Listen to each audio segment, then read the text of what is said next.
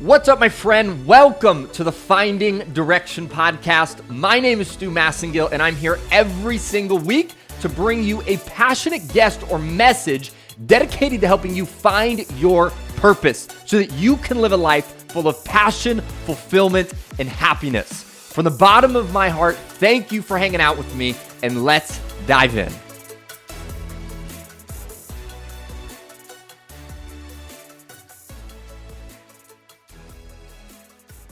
David Mehler, welcome to the show, man. Thank you so much for being here with us today. It's a pleasure to be here, Stu. Thanks for having me. Kick this thing off.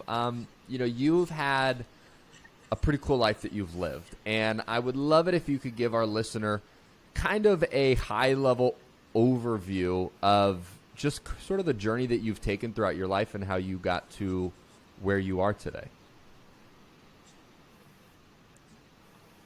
All right. Sounds great. Well, let's see. I'm almost 56, which will be in April 3rd.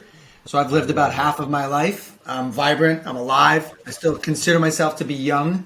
My dad had my brother when he was 57. So I came from that type of an understanding that we can still have our vitality well into our 50s, 60s, 70s, 80s, 90s.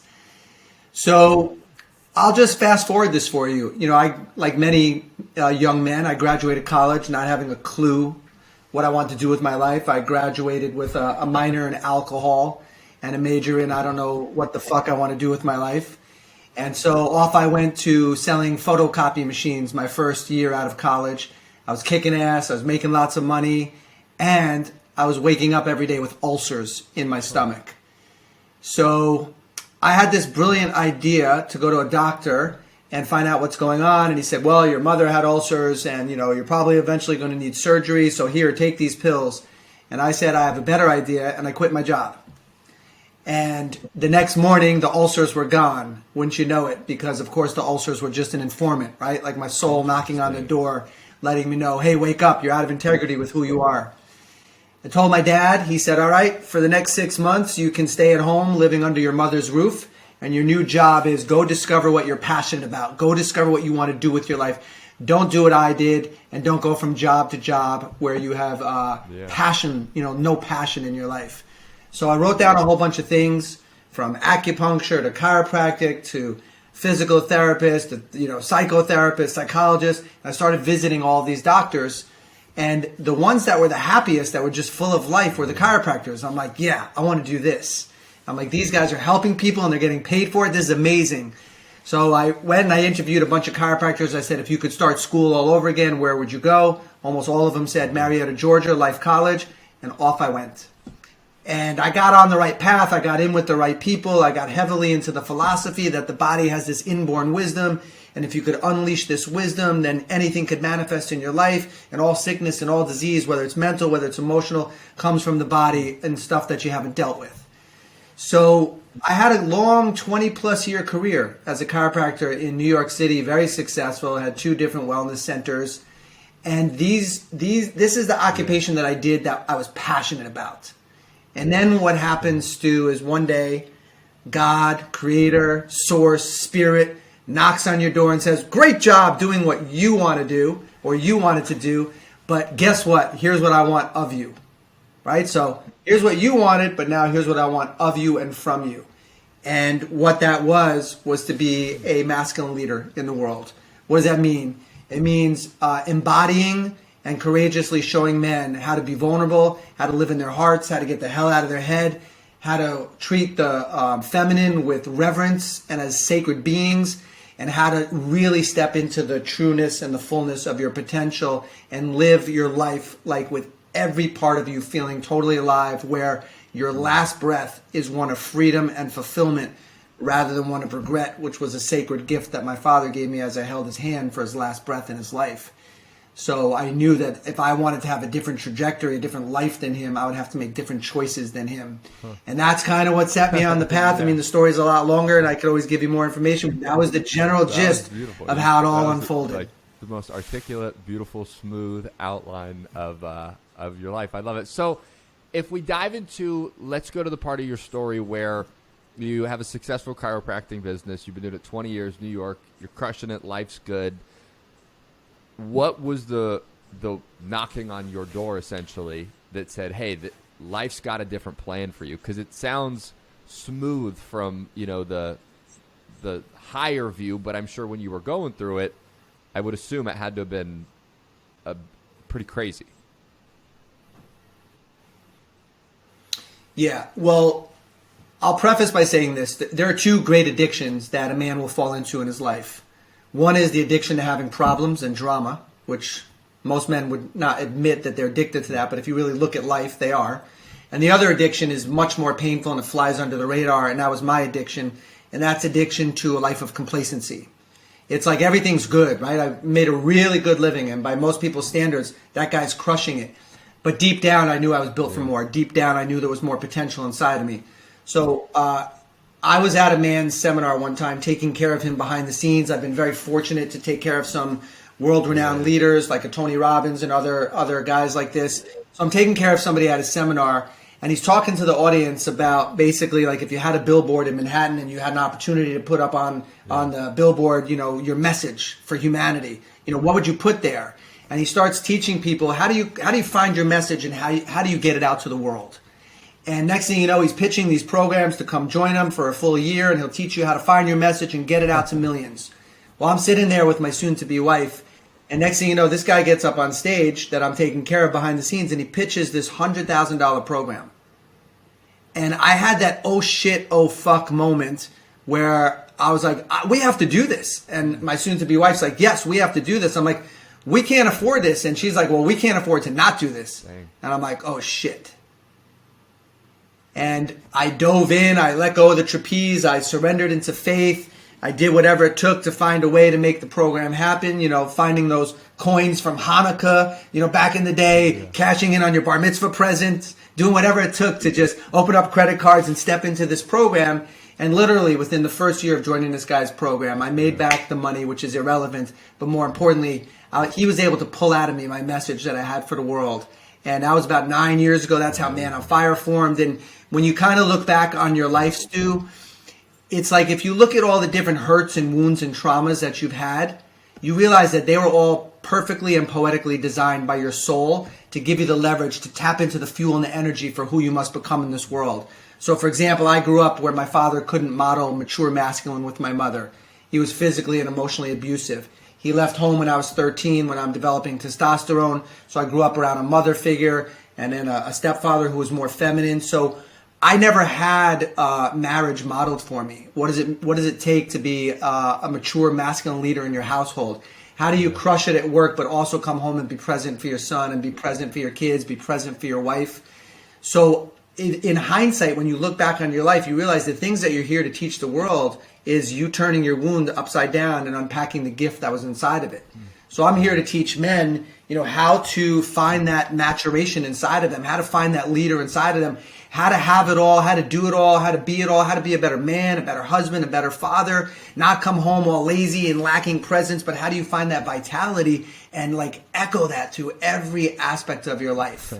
And it's been a magical journey. Of course, there's been trials and tribulations, but the sky's the limit. Yeah. There's nothing that can stop me right now.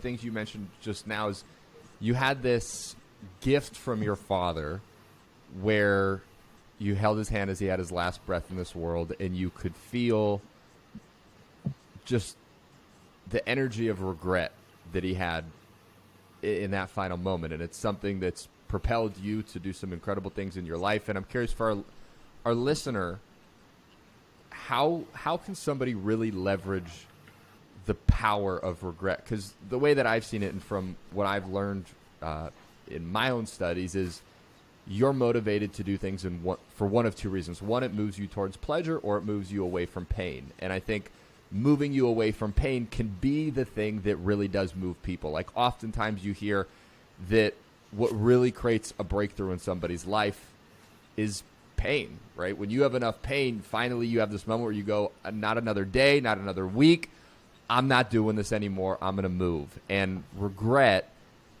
is a massively powerful way to create some of that change. And so I'm just curious, I know you work with so many people, thousands of people, you've helped people create some incredible changes in their life. So how can our listener start to leverage and use this idea of regret to really create a life that they love? Yeah, thanks for asking that. And I'll go to one of my favorite quotes by Benjamin Franklin, where for those of you that might believe in past lives, I used to chill with Benjamin, and one time he said, lost time is never found. Such a powerful quote, right? It's our most precious commodity is time. But when it's gone, it's gone. So I just want to take us back for 1 second as it relates to my father. So about 7 years before his passing, he was showing signs of the possibility of developing dementia. And we had an intervention for him, myself and his best friends down in the Bahamas. We sat him down for 3 hours, poured our heart and soul out to him. At the end of the talk, he pulled me to the side. He would call me Duvi, infectiously. And he said, don't worry, Duvi, they don't know what they're talking about. I'm going to be fine. And I looked at my dad straight in the eyes and I said, Dad, they know what they're talking about. And I know what I'm talking about. You're not going to be fine. And this is exactly what came out of my mouth. I said, you're going to end up in a nursing home. And he looked at me and he said, he lived on the 23rd floor of an apartment in Manhattan that at the time overlooked the Empire State Building and the World Trade Centers. And he said, I will never let that happen. I will sooner dive out this window than go into a nursing home. And I promise you, Stu, he was dead serious. And what came out of my mouth next changed my life forever. Because I didn't think the words, it just came out of my mouth. I said, Dad, what if you end up in a nursing home and you don't know you're in a nursing home? And there was this awkward silence. And I knew in that moment that he knew that's how it was going to play out. So when I say that his last breath was regret, that's because the days and years before that were spent in a nursing home. And he didn't go out on his terms. But that was one more life lesson that he had to teach me, that if you do as I did, you'll have what I have. And you'll spend your final years in a nursing home. That was enough pain. That was enough leverage to say, I'm not going out that way. And on top of that, I wanted to honor my father's life. There was no judgment. There was sadness, right? When you're younger, you judge your parents. I wish they were more like this. I wish they were more like that. Then eventually you find empathy and compassion. And then eventually you're like, I want to honor them. I want to live my life fully. I want to live into who they couldn't be and make them proud. So that's how it happened. That's how I leveraged the regret, because I recognize time is precious. If you've ever lost someone you love, whether it's a pet, whether it's a loved one, you realize, my God, all we have is time. Why would I not go after it? So true. It's like, oftentimes I think about it where it's like, if you have something you want to pursue and you're not necessarily sure of what you should do, it's like, it's the old, deathbed sort of approach to it, right? It's like, well, when you're sitting on your deathbed, are you going to look at this moment and go, I would regret not doing this thing? And oftentimes for me, that's what's pushed me through difficult times in my life. It's like, well, if I'm on my deathbed, yeah, this thing may be scary. It may be hard. It may have its trials and tribulations that'll come with it. But at least one day I'll get to my deathbed and go, man, at least I took a shot, right? Yeah, absolutely. I mean, my dad used to point to this brownstone, 5-story, down below from the 23rd floor. And he said, you see that brownstone over there? I'm like, I sure do, Dad. He's like, I had a chance to buy that one time when it was only about $400,000. Do you know how much it's worth today? And like, I'd always play it off like I didn't know. Yeah. He's like, that thing's worth over $10 million now. I'm like, okay, lesson learned, truly. Take risk. So I mean, what gets in the way of that, right, is we're terrified to fail. Why? Because we make that mean we're not good enough.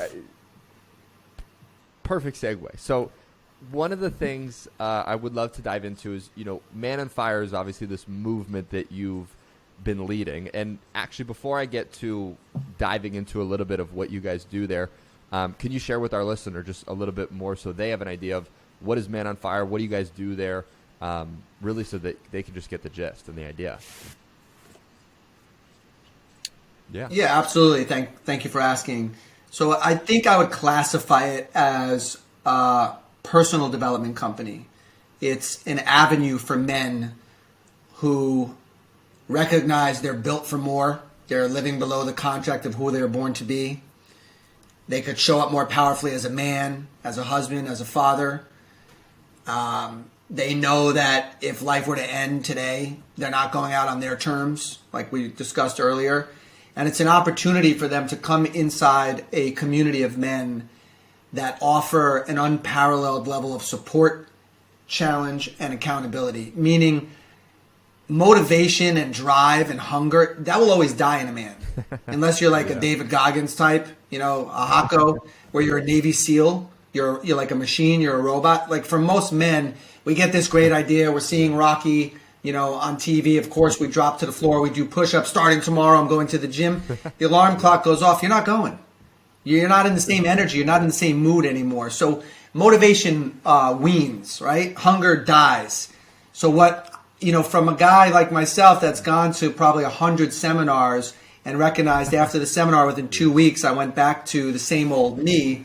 I realized I have to build a support structure of accountability where men cannot get away with that crap.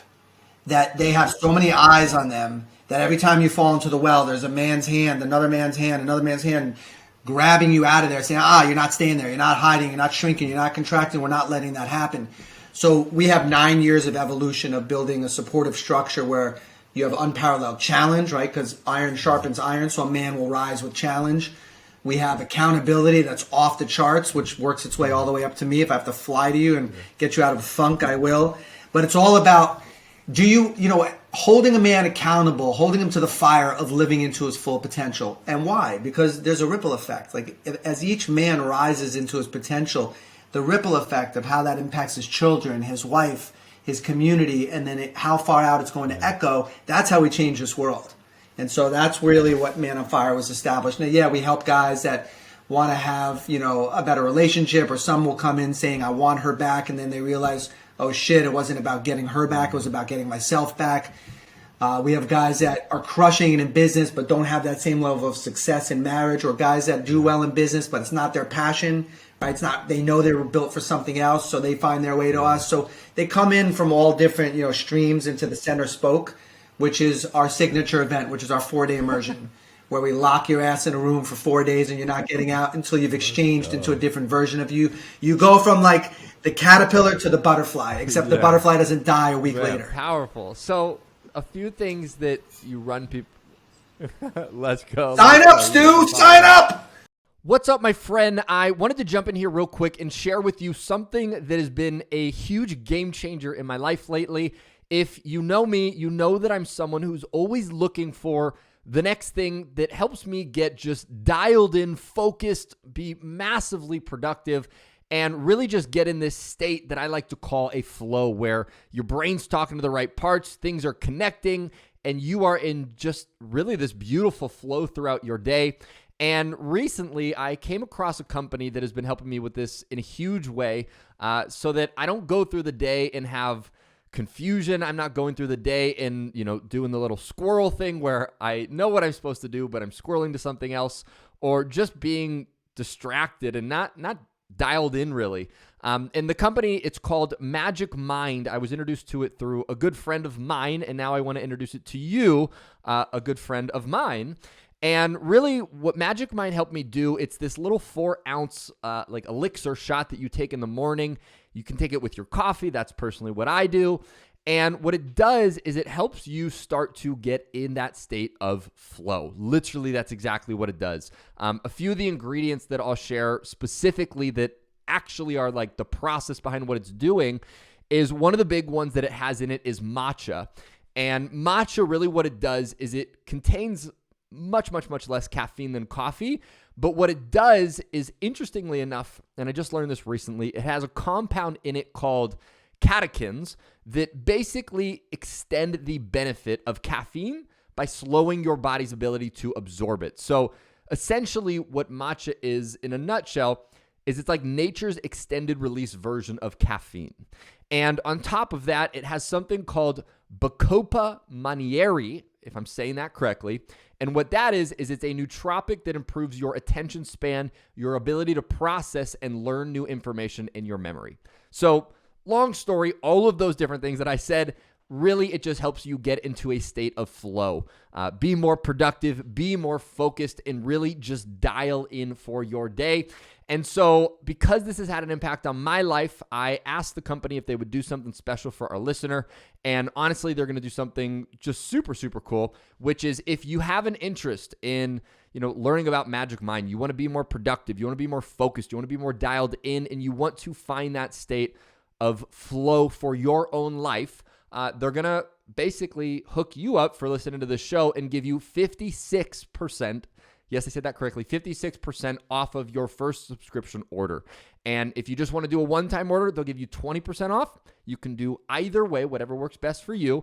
And all you need to do is if you go to magicmind.co, so not com, but .co/direction, and you enter the code direction20 at checkout, you will get both of those discounts. Again, the website is magicmind.co/direction.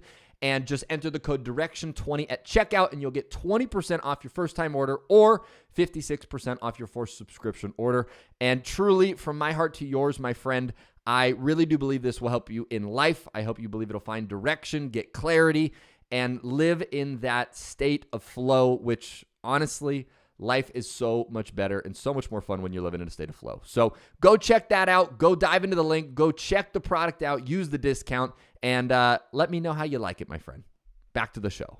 So one of the things you dive into is the 3 pillars within Man on Fire. And I would love for us to just kind of take a deep dive into some of those. I know one of the first ones is to see your game. And, as you talk about this, and I'd love for you to expand upon it in your own words, one of the pieces you go into is that ultimately there's 2 invisible forces that dictate pretty much, a lot of the reasons of why we do everything that we do in our life. And so I would just love if you could kind of expand upon that a little bit for our listeners so we can get awareness around it and then ultimately do something about it. Thank you. Absolutely. So there are 3 fundamental pillars that we discussed in our community. And the first pillar of being a man on fire is to be able to see your game. I'll be clear what that means. So there's you looking in the mirror, right? Which most men, if they're really, really, really honest, when they look in the mirror, they'll say, I don't like who I'm seeing. I see a fake, or I see a fraud, or I see a phony, or I see a loser. I see a con artist. Very rarely will a guy say, oh yeah, I love that guy that I see. So there's who you see in the mirror, which will never lie to you. And then there's who you're trying to project yourself into the world, like how you want to be seen by others. So, I want to be seen as a guy that's is trustworthy, has integrity, is a man of commitment, right? So there's who you're selling to the world, and then there's who you see in the mirror. The game is who you're trying to sell to the world. Here's who I am. So I'll give you an example which will really drive all this home. There was a gentleman in our community about 7 years ago. He stayed with us for 2 years. 2 weeks before finding us, he attempted to take his life in a bathtub. This is a man that's a multimillionaire, has 3 incredible daughters, gorgeous wife. He married his high school sweetheart, loved and respected as the president of his company, loved and respected in the church. Even his wife's sister, who was married to another guy in our community, said, why can't you be more like him? So why is it that this guy wanted to take his life? Well, because everyone saw him through the lens of a committed husband and a man of honor, a man of integrity. But meanwhile, he was having 19 affairs behind his wife's back from the day they got married. And the fear of facing people and showing them, hey, all these things that I've sold you on, who I am, I want you to know, like, there's a whole nother side of me. There's a darkness, there's a shadow, there's another part of me. So his game that he had been running for so long was up for negotiation. And some men who let the pirates take over their ship, meaning control their mind, some men will think, well, the easy way out is I'll just take my life because then I don't have to face those people. Why? Because the terror is that if I come clean, then they'll withdraw their love from me. And so that's where guys will actually choose that. So a part of the game is just who you're selling to the world, how you want to be seen. For some guys, part of your game is it's a compensation for you feeling inadequate. So a part of the game could be you become a pleaser or a yes man, or you've turned your wife into your mom, seeking her approval. A part of your game, like my game, was I used to use humor and sarcasm when I felt inadequate, or I didn't feel smart enough, or I felt stupid or dumb. To compensate for feeling unworthy, I would use humor. So we all have a game to try to compensate from getting away from that feeling of being unworthy. And earlier you asked me, well, what are these two things that everyone's trying to get away from? Everyone is trying to outrun the feeling that they're not good enough. Whether they can see it or not. And how do they do that? They got weed, they got alcohol, you got massage parlors. You can overwork, you can make more money, you can have the plaques, trophies, successes, achievements, bigger house, bigger car, hotter wife. None of it will ever make the pain go away. People win the World Series, they win the Super Bowl, they're suicidal the next day. So the game, the ultimate game that people are playing is they're trying to outrun this feeling of I'm not good enough. And if you go long enough feeling unworthy, then eventually you feel unlovable. And when those two things are running your life, eventually you feel like you don't fit in. You feel like I don't belong. Everyone's over there and I'm over here. And that's when a man eventually thinks, well, then maybe I shouldn't be here. And unfortunately, it's really sad to see how many men have really considered taking their life, have taken their life, or have attempted it and thank God failed. But it's all because you're trying to get away from these feelings. So my mastery is teaching men how to face those feelings. How do you face those feelings, and how do you use it as leverage to find the real you? So rather than fearing it, let's face that fear and let's grab the juice out of it and let's step into the power of who you really are. So someone knows then, right, that those are the two invisible forces, how would be, I'm sure you could spend your full 4 days teaching people how to do this, but, in a more of a synopsis way, like how can somebody, once they understand, okay, that I am not, I'm unworthy and that I won't be loved. Now that I know those are the two invisible forces that I'm running away from, how do I do something about it? Sure. So I'll preface by saying that we have technologies within our company of how we teach men to do this that are what's called somatic based, meaning how to break into your body and actually feel what's going on inside of your body. Because the traditional man has all the information, right? So we have awareness, like a person that's overweight. They have awareness. You're eating shitty foods. Stop eating those. Eat healthy. They have awareness. Get your ass on the treadmill.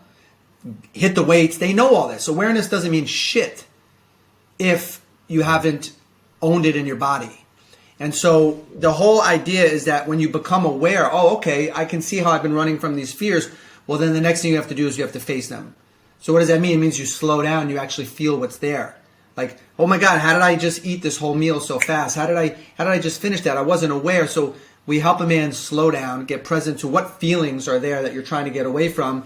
And whether it's raging into your arm, whether it's just, dropping to the floor and crying. I mean, these are just very basic ways, just slowing down enough to actually feel your feelings. And usually what a man will discover is it takes seconds to minutes to be with a feeling. But you can go a whole lifetime avoiding it. But it takes seconds to minutes to feel it. And yes, it will call you on the phone again. Like sadness will call you, anger will call you, rage will call you. But it only takes seconds to minutes to actually feel that feeling. And the more you feel the feeling, that's the undercurrent that you've been trying to get away from, where you're picking all these vices to try to outrun it, all these games you've been playing with yourself, you're going to see that now life is not about trying to get away from anything. It is towards moving towards pleasure, but it's because it's no longer about avoiding the pain, because you have the tool to face the pain.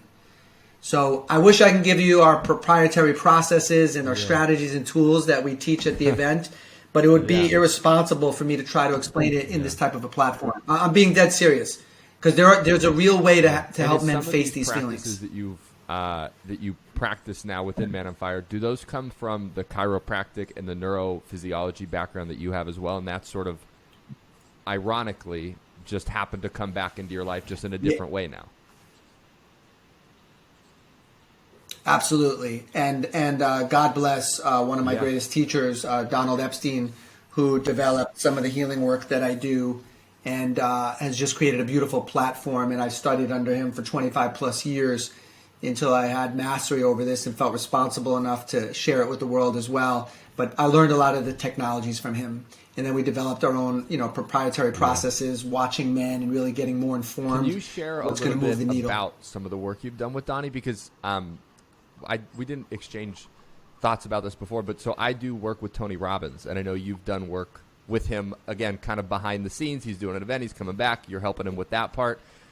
And, obviously Donnie's a big part of his life as well. So can you share with just myself and our community what are some of the things that you actually sort of practice with Donnie? Because it's such a unique and different type of work that you guys do that I think, honestly, a lot of people aren't even like aware that this is actually something that people do. Yeah, well, to clarify, Donnie graduated in the 1980s as a chiropractor, and then he developed his own technique. And, how that came to be was pretty much in the dream world and learning how to interpret the dream world into reality. And, there was a bunch of us that just started following him religiously. And I graduated from chiro school in 94, so from 1994 really to present, I've still been following him and observing, what he's been evolving, because his systems are still evolving. Just like, your iPhone. You don't go into the store and say, give me your version 6. Yeah. No, give me the latest upgrade. I don't even know what they're up to, 14, 15. But so Donnie's technologies are always evolving. So, the work that I do, you had to have a chiropractic license to practice that type of work.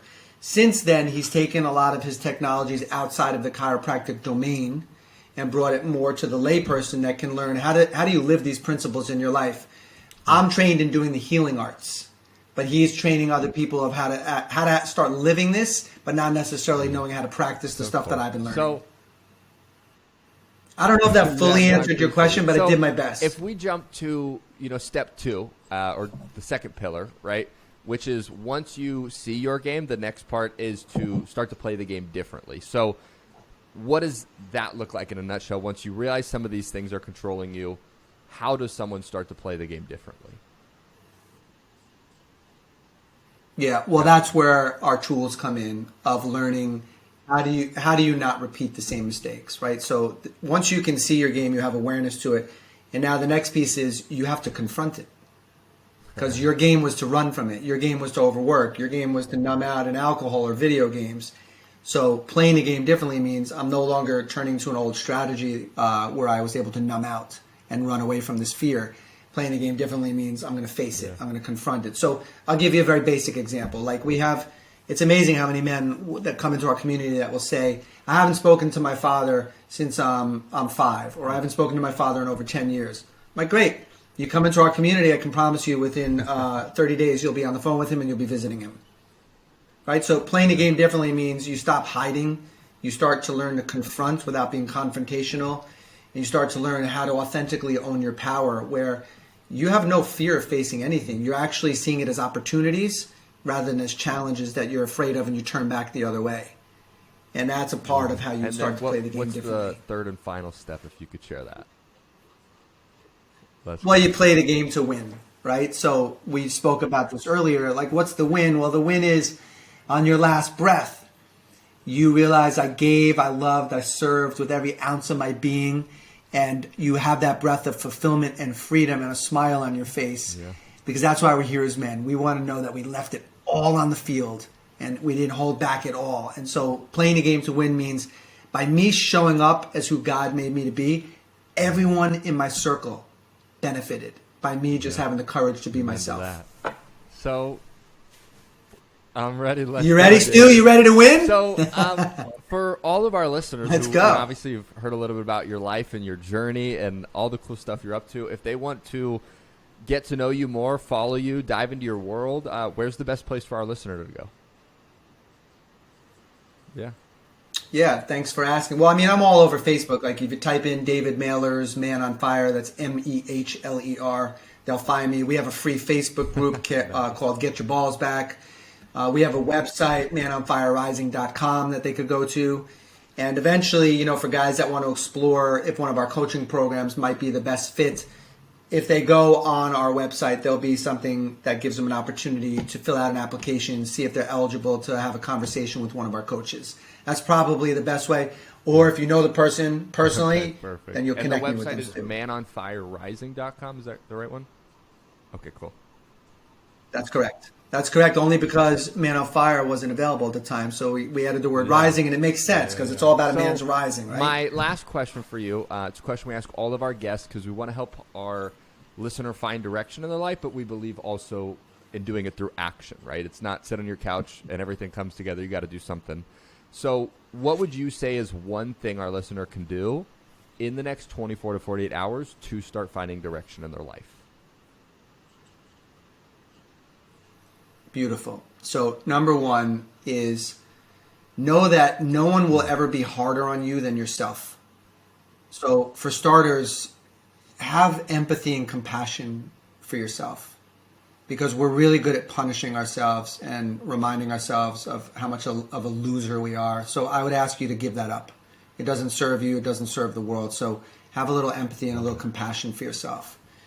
And then the next thing that I would suggest is start to take control in your life, at least on a physical level. Like a man that doesn't have his body in great, like I'm 56, right? Like I'll, put me on the mountain, kids in their 20s and 30s on a snowboard, and I'll dust them, right? Throw me in the gym, I'm going to look like I know what I'm doing. Because a man that doesn't have his vitality, he's not going to have a lot of energy, and of course he's going to be off, purpose. Of course he's going to be lazy. Of course he's going to sit on the couch and, how am I supposed to have energy to be with the kids and my wife? I worked all day. Like, well, I do, and I'm going to be 56. What's the problem? So the first thing I would say is get your body in shape, man. It's the easiest thing in the world to do. Get off the effing couch and get your body in shape. Go do all the shit that you don't want to do. You want to have a different life? Do the shit you've been unwilling to do. So Stu, I'll tell the guys this. Here's how I make a decision. Number one, if I have a knowing about something, I go for it, meaning a knowing beyond the mind. Number two, anything that somebody invites me to do, if I don't want to do it, I do it. My wife will say, hey, do you want to come with me to walk the dog at the beach? No, I go. Hey, do you want to take a trip to Italy? No, I don't want to take a trip to Italy. I go. So I ended up just looking at, like, in your 20s and 30s, you do the stuff that you're comfortable with, that feels good.